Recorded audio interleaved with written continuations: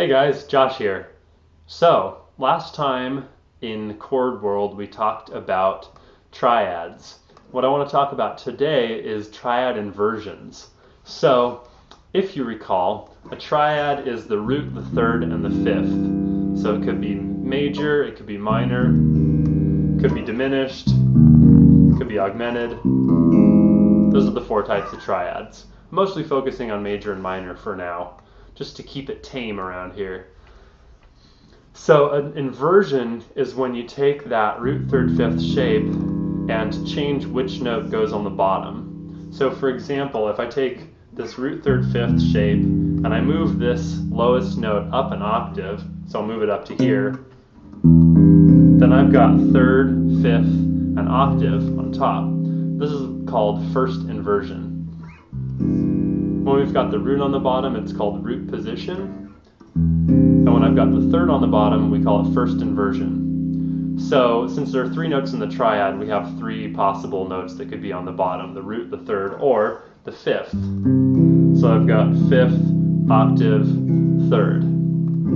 So root position, C major, first inversion, E, G, and C, then second inversion, G, C, E. So any of these shapes or inversions you can replicate with minor chords, with diminished, or with augmented. Although you'll notice with the augmented that the shape never changes because it's a symmetrical triad. However, let's stick with the major for now. So one exercise that's fun to do is to just stay in the same key. We'll use C major again, because who doesn't love C major? It's so pretty on the piano. And we're just going to go up and down the neck using inversions of C major. So it'll look like this.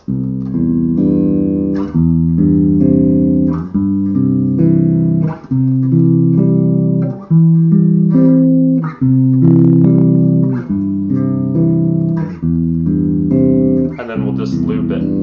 So we've got root position, C major, first inversion, second inversion, root position, first inversion, root position, second inversion, first inversion.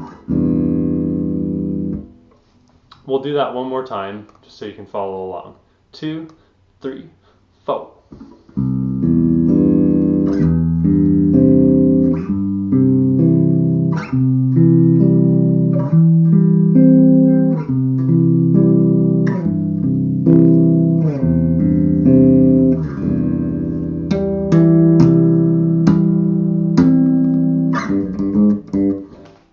Sorry, I couldn't resist. So it seems a little bit abstract on its own, but it's actually really useful. First of all, you can use that on its own.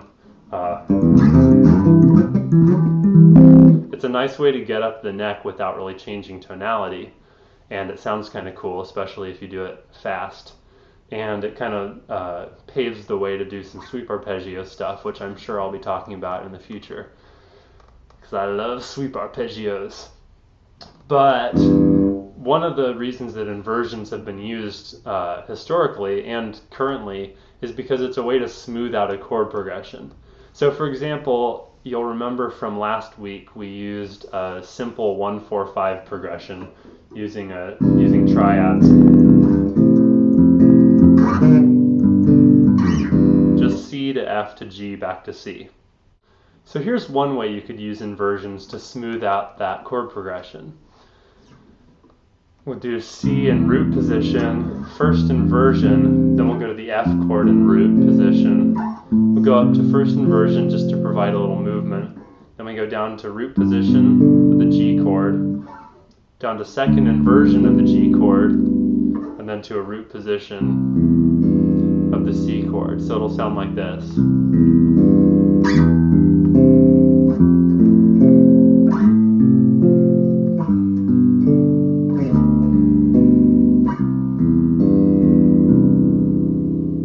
So you can see how the root movement there is a little smoother and a lot more interesting than just going. Sounds like Wild Thing. It is Wild Thing. If anybody knows that song anymore. Bach is a really cool example of using inversions to smooth out bass lines and do all other kinds of crazy cool stuff.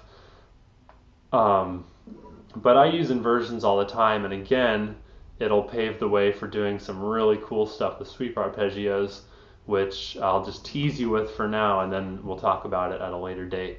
So there's a lot you can do with those inversions. I'd recommend doing that exercise with minor, with diminished, and with augmented. Do it in different keys, and then start playing with moving inversions through different chord progressions. So make sure you guys subscribe to my channel. I'm going to have new lesson videos coming at you at least once a week, maybe more, if I feel whimsical. And if you've got lesson requests, please post them in the comments on this video, or you can go to the channel page and post them there. Either way, I'll see them, and as long as it's not a most ridiculous request, I'll try to accommodate you. So keep playing bass and have fun.